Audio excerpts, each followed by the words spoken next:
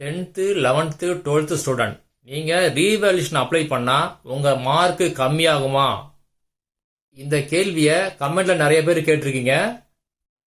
நீங்கள் சில வீடியோ பார்த்துருக்கலாம், அதில் மார்க்கு கம்மியாக வாய்ப்பு இல்லை, மார்க் அதிகமாக இருந்தால் மட்டும்தான் போடுவாங்க அப்படின்னு சொல்லியிருக்கலாம்.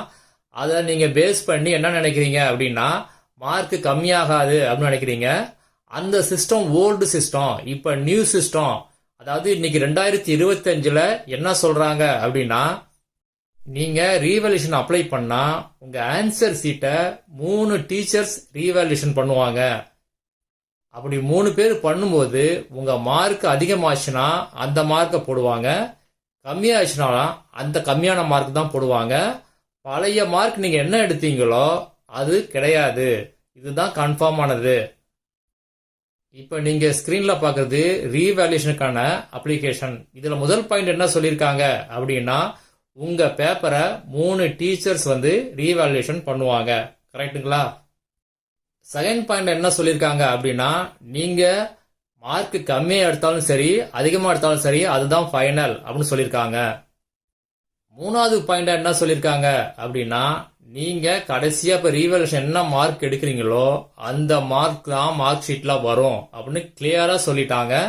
அதனால நீங்க ரீவேல்யூஷன் போகும்போது நல்லா ஒரு தடவை உங்க ஆன்சர் ஷீட்டை செக் பண்ணிக்கிங்க. ரீவேல்யூஷன் பண்ணா உங்க மார்க் இம்ப்ரூவ் ஆகுமா இல்ல கம்மியாகுமா அப்படின்னு ஒரு தடவை நல்லா செக் பண்ணிக்கிங்க.